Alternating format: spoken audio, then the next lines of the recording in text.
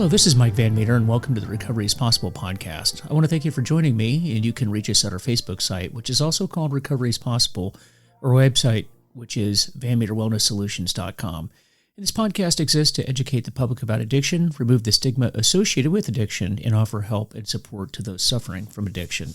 And so this episode is brought to you by FHE Health, a substance abuse and mental health treatment center specializing in treatment for the first responders' needs, including PTSD, anxiety, and substance use. So take the first steps to a better life today by visiting FHEhealth.com. So folks, today I want to talk about fear. This was a subject that was brought up at a meeting that I was at earlier today. And, you know, it's really caused me to really think about fear, which is something that we oftentimes think about as being a bad thing. And fear is a bad thing, but it's a dual-edged sword. There's two sides to this. Now, fear is often what brings us into the program. And the reason why we come to the program in fear, and oftentimes the only reason why people get to the point to where they come into recovery to begin with, is because of fear. Fear of losing their home, their jobs, their family, their children, their dignity, their freedom. That's what drives people to want to get well. And it's unfortunate that the nature of the disease of addiction is such that it is affecting your mind and it's affecting your body.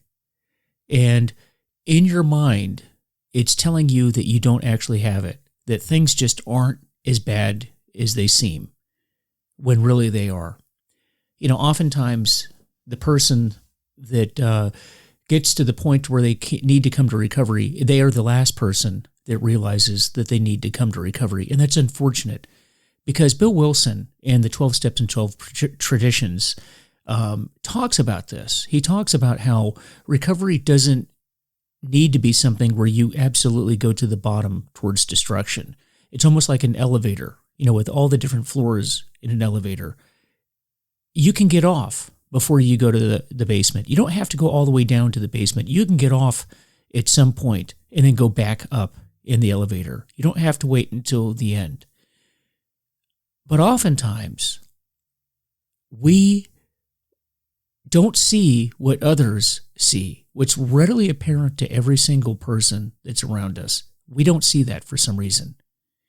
And it's that fear of losing everything and everything that you hold dear that ultimately drives us to wanting to get well.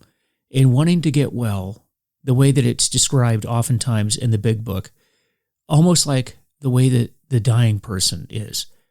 If you were in the middle of the ocean and somebody came up and threw you a life preserver, the way that you would grab onto that life preserver is the way that we need to grab on to recovery.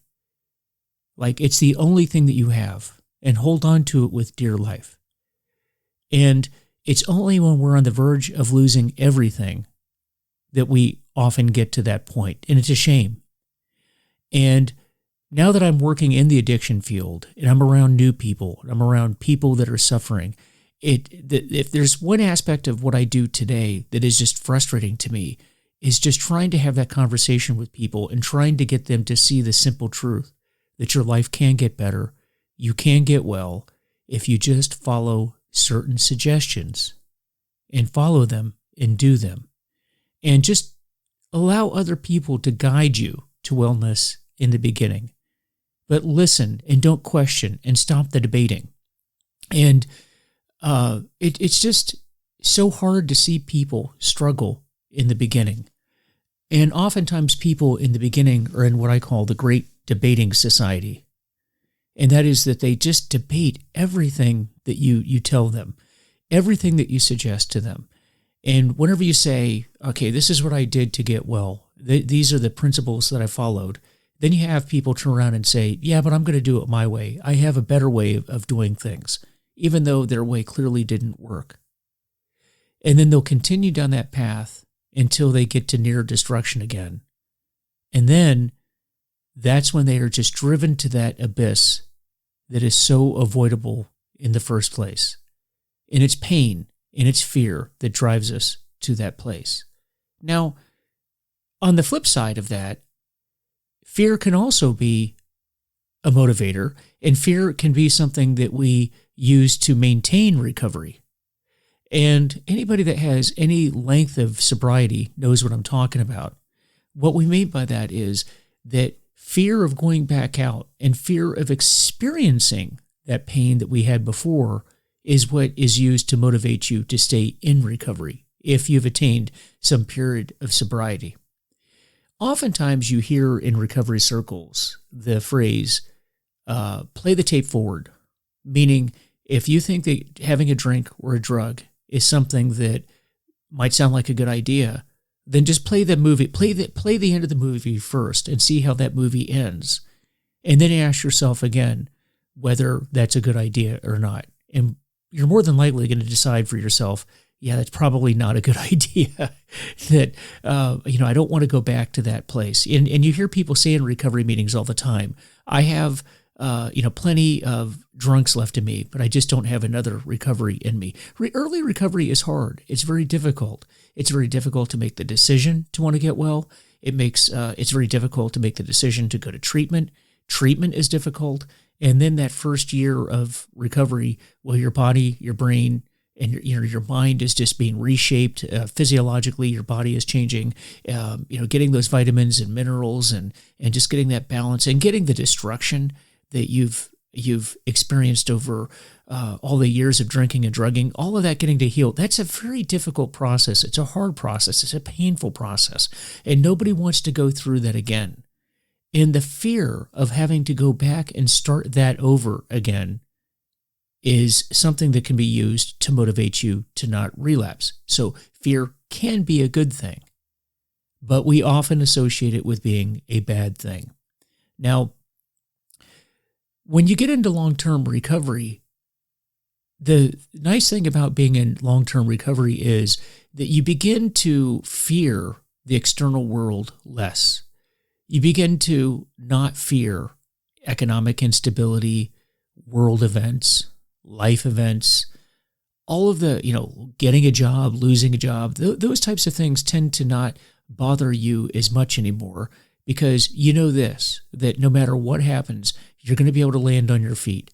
No matter what happens, you may get fired from a job, you might have difficulties in your life because the life problems don't go away just because you got sober. But the one thing is for sure, you're not going to get fired because of your use of drugs or alcohol. And if it's not because of drugs or alcohol, you can likely recover from that and find another job. Or you'll find a new friend. You'll find a new hobby. You'll just go on with your life and not fear the future the way that we do now while we're using. So another way to help alleviate fear and not obsess over fear is living within the moment. And you'll often hear in recovery circles that people live 24 hours in a day, that you don't think about the past, you don't dwell on the future, you just live in the present moment and in the day because really that's all we have. Very common for people to come into recovery and obsess over wanting to right wrongs or change the past or to do things differently. But the fact is that there is absolutely nothing you can do about the past. There's nothing that you can do about anything that happened in the past. There's no magic wand to go back and change anything that happened. So there's really no point in worrying about it because you can't do anything about it anyway. Now, when it comes to the future, there's no point in worrying about that because the fact is we don't know if we're going to be around, number one. If you think about it, all of us knows that at some point we aren't going to be on planet Earth, that we're not going to live forever. We're not going to live forever, and there's nothing that you can do about that. It's just a part of life. Now, if you think about it, I don't know if I'm going to be alive at 8 o'clock tomorrow morning. I don't know if I'm going to be alive at 8 o'clock tonight. We don't know. There's nothing that we can do about it. So why worry about it? I mean, after all, we've just gone through this pandemic. Well, in fact, we're still in this pandemic with COVID. Who would have thought a year and a half ago that we were going to be at this point right now? You couldn't have predicted it. I couldn't have predicted it. So we don't know from day to day whether we're going to exist or not. So why worry about it? So what does that leave you with? It leaves you with today. And just focus on today. And if you're focused on today and getting the most out of each and every day, then you're not going to have fear about the future, resentments about the past, and you're just going to focus on becoming better every single day and working on your sobriety. And that also helps this idea of, if you think, well, I can't not drink or drug for the rest of my life. Well, that's great because you don't have to. All you have to do is concentrate on not drinking or drugging today. Work on it today. And even if it's a matter of thinking hour to hour that I won't drink or drug before noon today or 3 o'clock today or 6 o'clock this evening, just getting to bed without using, just think about that and those small chunks of time that you can work on. And that's much easier to digest than thinking about the future and not drinking or drugging for the rest of your life. And that takes that fear away, the fear of not being able to do it. Almost all of us can do something for one day or an hour a day or a few hours a day.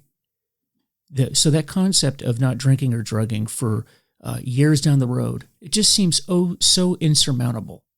But don't worry about that. Just focus on one day at a time. So guys, just a few thoughts on fear. Just wanted to lay that down. This is a real quick podcast, but it was just something that came to my mind today. And I think that this is something that's going to be helpful for all of you out there when you think about the fear and how that's going to affect your recovery. So with that, folks, this is brought to you. This episode has been sponsored by FHE. And according to SAMHSA, first responders are 30% more likely to develop behavioral health conditions like PTSD. FHE Health specializes in getting first responders better and cleared for duty. So find out more at fhehealth.com, fhehealth.com. And so as I always like to say, I don't represent any group. I do talk about groups, but I don't represent them. I don't represent anyone other than myself, and my only purpose in giving this information is to share with you what I've done because it's helped me and it may help you as well. So if I've said anything that doesn't apply to you or you don't agree with, just discard it. But try to take any information that you can use for yourself and help others as well, because that's what we do in recovery. We help ourselves along the way, and we help impart the knowledge we've gained to others as well. So with that, please visit my Facebook page, which is Recovery is Possible, and our website, which is VanMeterWellnessSolutions.com. Let me know how I'm doing, and let me know if there's any topic that you'd like to hear about, and we will see you guys soon. Take care.